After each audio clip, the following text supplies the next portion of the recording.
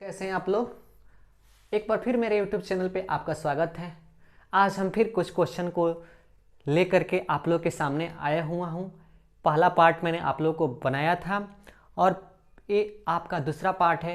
ये जितने भी क्वेश्चन हैं मैंने अभी तक जितने भी क्लास किए हैं उसी से ये सारे सवाल हैं और ये सवाल अक्सर जो होते हैं परीक्षाओं में पूछे गए हैं। विगत जो भी क्वेश्चन लेकर आया हूँ सभी पूछे हुए सवाल हैं। तो चलिए हम देर ना करते हैं और सवालों को एक एक करके हल करते हैं और समझते हैं और अपने तरफ से मैं आपको समझाने की कोशिश करते हैं।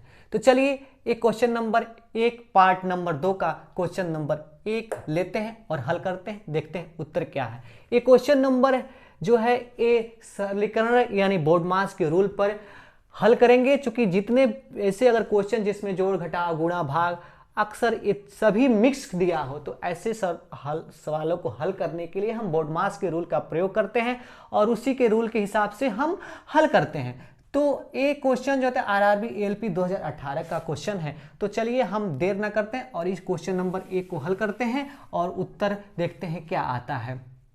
तो बोर्ड मास का रूल कहता है कि यदि ब्रैकेट हो, बी से ब्रैकेट हो तो पहले ब्रैकेट वाले को हल करते हैं, फिर ओ से ऑफ यानी का वाला हो तो उसको हल करते हैं, फिर भाग हो तो भाग वाले को हल करते हैं, फिर गुणा वाले को हल करते हैं, फिर जोड़ घट वाले को हल करते हैं, लास्ट में जो होता है घटाने वाला प्रोसेस करते हैं, यानी लास्ट में घटाने का काम करते हैं। बोर्ड मास का रूल यही करता है। तो चलिए हल करते हैं और देखते हैं। क्वेश्चन दिया है कि 60 भागे 5 इंटू कोष्टक में दिया है 16 माइनस 8 भागा 2 और भागे इधर दिया है 3। तो बोर्ड मास के रूल के हिसाब से पहले ब्रैकेट वाले को हल करेंगे। तो देखते हैं हल करने पे क्या आता है। 60 भागा ये 5 इंटू कोष्टक में है 60 और माइनस 8 है और ये भागा है तो इसको गुणा करेंगे तो ये उल्टा हो जाता है, भागा ये 3। अब इसको देखते हैं क्या आता है। 60 भागा 5 इंटू, अब इसको क्या करते हैं कटाते हैं, 2 चौका 8 तो 16 में से 4 आ गया माइनस और भागा 3। चूंकि हम देख रहे हैं कि अभी ब्रैकेट पूरी तरह से टूटा नहीं है तो एक बार और तोड़ते हैं ब्रैकेट को। तो 60 भागे 5 इंटू 16 में से 4 आएगा, कितना आएगा अपना 12 और भागा 3। अब ब्रैकेट वाला तो हल हो गया। अब ब्रैकेट के बाद से का वाला ऑफ वाला तो है नहीं, अब भाग वाले यानी मल्टीपल वाले को हल करेंगे। तो चलिए देखते हैं ये कितना आता है। 60 है और चूंकि भाग गया है तो इसको गुणा करेंगे तो ये क्या होता है उलट जाता है, 1/5 और गुणे 12 है तो 12 और ये भी गुणा होगा तो उलट जाएगा।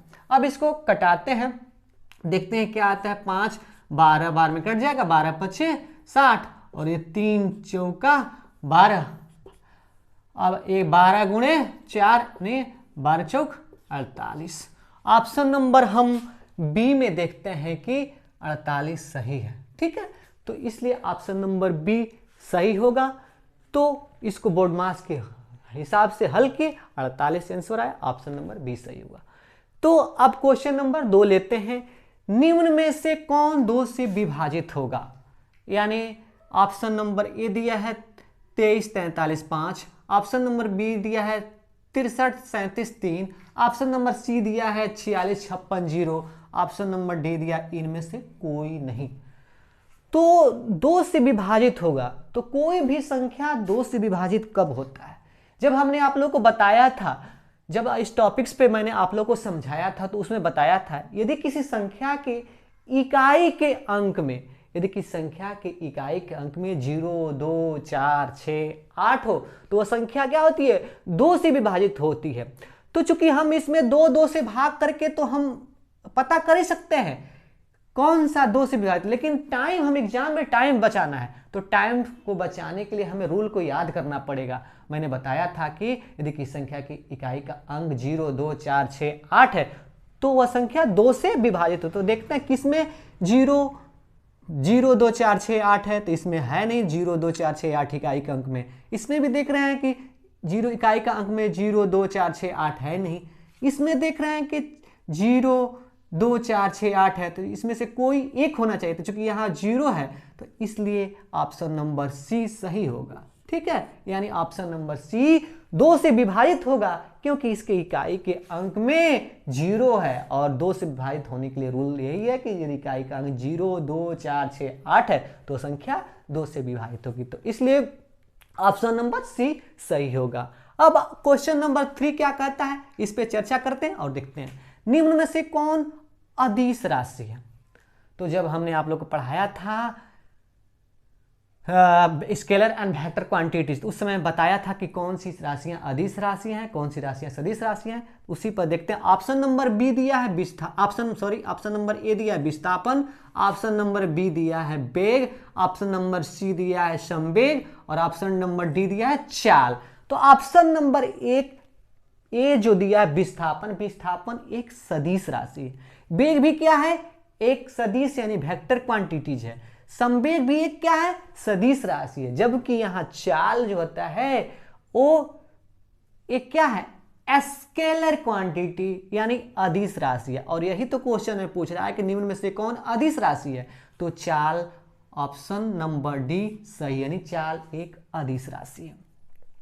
अब क्वेश्चन नंबर 4 को लेते हैं। क्वेश्चन नंबर 4 कहता है कि निम्न में से कौन सा कथन अदिश राशि के बारे में गलत है। यानी इनमें से जो 4 ऑप्शन दिया गया है, इनमें से ऑप्शन नंबर ए दिया है परिणाम की आवश्यकता होगी, ऑप्शन नंबर बी में दिया दिशा की आवश्यकता नहीं होती है, ऑप्शन नंबर सी में दिया है परिणाम तथा दिशा दोनों की आवश्यकता होती है, ऑप्शन नंबर डी में दिया है उपयुक्त सभी। तो इसमें से बताना है कि चारों में से कौन से जो अदिश राशि के बारे में गलत है। तो हमने आप लोगों को बताया था, जब अदिश राशियां पढ़ाया था, स्केलर क्वांटिटी बढ़ाया था, तो आप लोग को बताया था कि अदिश राशियां वे राशियां होती है जिनको व्यक्त करने के लिए परिमाण की आवश्यकता होती है। तो ये वाला गलत तो होगा नहीं। दूसरा मैंने बताया था कि दिशा की आवश्यकता नहीं होती है, तो ये भी गलत नहीं होगा। ऑप्शन नंबर सी में दिया है परिणाम तथा दिशा दोनों की आवश्यकता होती है, तो चूंकि दोनों की आवश्यकता नहीं होती है तो उपयुक्त सभी इसमें से ऑप्शन डी,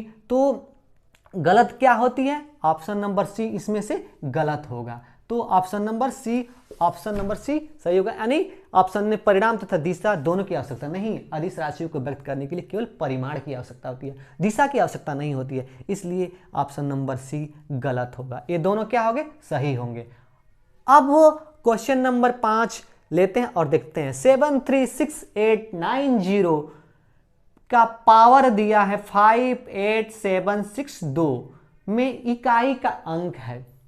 यानी इसमें ये जो है इतना जो संख्या दिया है, इतना पूरी संख्या में इकाई का अंक क्या होगा, इसी पे हम जानेंगे और चर्चा करेंगे। क्योंकि हमने जब ऐसे टॉपिक्स को पढ़ाया था, इस टॉपिक्स को बताया था, तो हमने क्या किया था? हमने बताया कि यदि कोई संख्या आधार और घात के रूप में, चूंकि ये आधार हो गया और इसका पावर यानी घात हो गया, यदि कोई संख्या आधार तथा घात के रूप में हो और उसकी इकाई का अंक पूछे, तो हम क्या करते हैं? सबसे पहले हम देखते हैं कि इसके आधार वाले जो अंक है, उसका आधार वाली संख्या जो है उसका इकाई का अंक 0, 1, 5, 6 तो नहीं है। यदि इनमें से कोई भी यदि संख्या हो, यानी 0, 1, 5 और 6, इन चारों में से यदि कोई भी संख्या यहां पर हो तो सीधे सीधे वही अंक हो जाता है जो यहां पर होगा। यदि 0 है तो 0 हो जाएगा। यहीं पे मान लो अगर 5 होता तो इकाई का अंक 5 हो जाता। अगर 4, 1 होता तो इकाई का अंक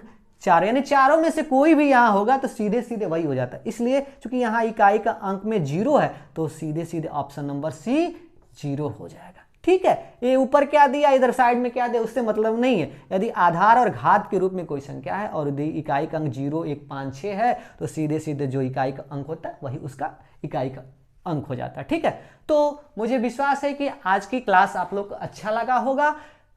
तो अगर अच्छा लगा हो तो ऐसे सपोर्ट करिए, और मैं कुछ और सवाल लेके फिर अपने तरफ से आप लोग के सामने हाजिर होऊंगा। इस क्लास में इतना ही। तब तक के लिए जय हिंद, जय भारत।